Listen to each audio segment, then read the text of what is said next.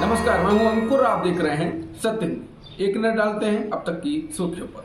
प्रधानमंत्री मोदी का समान नागरिक संहिता यानी यूसीसी कानून का मुद्दा उठाने पर विपक्षी दलों ने जहां तीखी प्रतिक्रिया दी है, वहीं all India Muslim personal law board ने मंगलवार देर रात इस मुद्दे पर विचार के लिए अपनी इमरजेंसी बैठक बुला ली।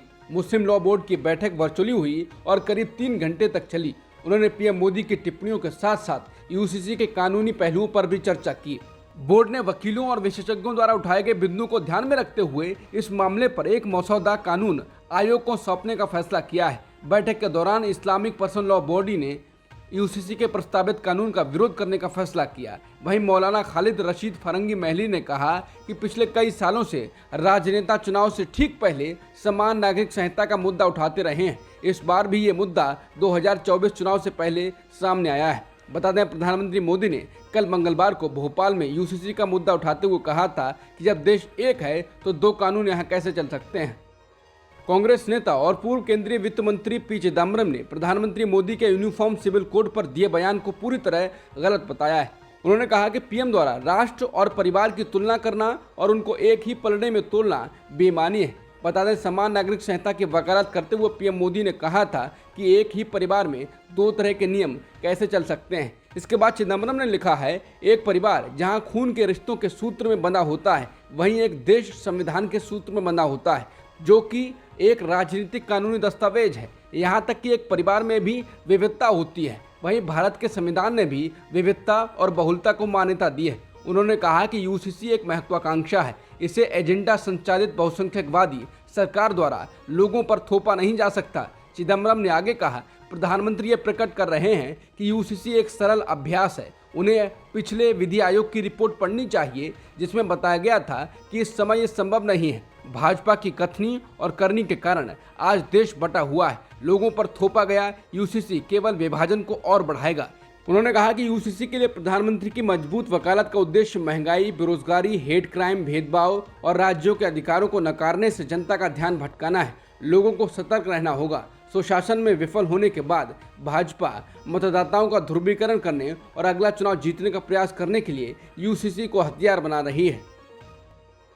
3 राज्यों में राज्यसभा की 10 सीटों के लिए 24 जुलाई को चुनाव होना है। इसमें पश्चिम बंगाल की 6, गुजरात की 3 और गोवा की 1 सीट पर चुनाव होगा। इन 10 सीटों पर चुने हुए सदस्यों का कार्यकाल जुलाई और अगस्त में खत्म हो रहा है। भारत निर्वाचन आयोग ने मंगलवार को इन राज्यसभा सीटों पर चुनाव की घोषणा कर दी है। आयोग ने कहा है कि 24 जुलाई को मतदान सुबह 9 बजे से शाम 4 बजे तक होगा। वहीं मतगणना शाम 5 बजे से होगी। चुनाव के लिए अधिसूचना 6 जुलाई को जारी होगी। चुनाव के लिए नामांकन की आखिरी तारीख 13 जुलाई है। वहीं 17 जुलाई तक नाम वापस लिए जा सकते हैं। इंडियन एक्सप्रेस के अनुसार इस बार के लोकसभा चुनाव में बीजेपी लाभार्थी क्लास पर दांव खेल रही है। बीजेपी की नज़र सरकार की विभिन्न लाभकारी योजनाओं का फायदा लेने वालों पर है। इन योजनाओं में free housing, free ration, toilets, health cards, LPG connection और फ्री मोबाइल व टैबलेट पाने वाले शामिल हैं। बीजेपी के एक नेता ने इंडियन एक्सप्रेस से बातचीत में कहा कि यूपी में करीब 11 करोड़ लाभार्थी हैं। इनमें एक अच्छी संख्या मुस्लिम, जाटव, दलित और यादव वोटरों की है। पार्टी इनसे बहुत ज़्यादा उम्मीद नहीं रखती है। बीजेपी को उम्मीद है कि लाभार्थी में करीब 1 करोड़ उन्हें चुनाव में वोट करेंगे। अगर पसमानदा मुसलमानों ने बीजेपी को सपोर्ट किया तो ये नंबर बढ़ भी सकता है। उन्हें बीजेपी सरकार की योजनाओं से फायदा मिला है और बीजेपी ने उन्हें विधान परिषद में भी प्रतिनिधित्व दिया है। बता दें, यूपी में विपक्ष के फेवर में वोटों के आंकड़े नहीं जाते हैं। यूपी में 2019 के लोकसभा चुनाव में सपा को 18.11% वोट मिला था। इस चुनाव में सपा और बसपा साथ थे, जबकि बसपा को 19.42% वोट मिले थे। हालांकि बसपा इस बार विपक्ष के साथ दिखाई नहीं दे रही है। इसके अलावा पिछले चुनाव में अकेले चुनाव लड़ी कांग्रेस को 6.36% वोट मिले थे। सपा द्वारा दी गई सीटों पर चुनाव लड़ने वाली आरएलडी का वोट महज 1.68% रहा था। अब अगर बसपा को छोड़कर यूपी में सभी विपक्षी पार्टियों का वोट मिला लिया जाए तो ये 26% से अधिक रहता है। ये बीजेपी गठबंधन को मिले 51.18% वोट से तकरीबन आधा है। बीजेपी को यूपी में 49.97% वोट मिले थे। कर्नाटक पुलिस ने कांग्रेस नेता राहुल गांधी के खिलाफ पोस्ट किए गए एक वीडियो को लेकर बीजेपी के आईटी सेल प्रमुख अमित मालवीय के खिलाफ एफआईआर दर्ज कर दी है। कांग्रेस के रमेश बाबू की शिकायत के बाद मालवीय पर कांग्रेस नेता राहुल गांधी के खिलाफ ट्वीट के लिए बेंगलुरु के हाई ग्राउंड पुलिस स्टेशन में आईपीसी की धारा 153A, 120B जैसे धाराओं के तहत एफआईआर दर्ज की गई है। कर्नाटक के आईटी मंत्री प्रियंक खड़गे ने कहा कि भाजपा को देश का कानून, संविधान का पालन करने में दिक्कत है और अगर हम उस कानून का पालन करें तो उनको उससे भी दिक्कत है। उन्होंने कहा कि भाजपा बताए कि एफआईआर में कौन सा हिस्सा दुर्भावनापूर्ण इरादे से दर्ज हुआ है, उस वीडियो का निर्माता और झूठ फैलाने वाला व्यक्ति कौन है। एफआईआर दर्ज होने में 1 हफ्ते का वक्त लगा है, अगर उनको दिक्कत है तो वो कोर्ट जाएं। बेंगलुरु दक्षिण से भाजपा सांसद तेजस्वी सूर्या ने ट्वीट किया है कि अमित मालवीय के खिलाफ दर्ज की गई एफआईआर राजनीति से प्रेरित है। कांग्रेस नेता राहुल गांधी मोटरसाइकिल मैकेनिकों के कामकाज को करीब से जानने और समझने के लिए उनके बीच पहुंचे। दिल्ली के करोल बाग स्थित एक गैरेज में पहुंचकर राहुल गांधी ने वहां मौजूद मैकेनिक्स के साथ काम किया। इसकी जानकारी राहुल गांधी के इंस्टाग्राम अकाउंट पर 6 फोटो पोस्ट करके मंगलवार रात करीब 9:30 बजे दी गई। बाद में ये फोटो कांग्रेस पार्टी के आधिकारिक ट्विटर अकाउंट से भी पोस्ट की गई हैं। ट्विटर पर फोटो के साथ लिखा है, यही हाथ हिंदुस्तान बनाते हैं, इन कपड़ों पर लगी कालिख हमारी खुददारी और शान है। ऐसे हाथों को हौसला देने का काम एक जननायक ही करता है। दिल्ली के करोल बाग में बाइक मैकेनिक्स के साथ राहुल गांधी। भारत जोड़ो यात्रा जारी है। इस संदेश के जरिए कांग्रेस ने बताया है कि राहुल गांधी की भारत जोड़ो यात्रा अभी भी जारी है।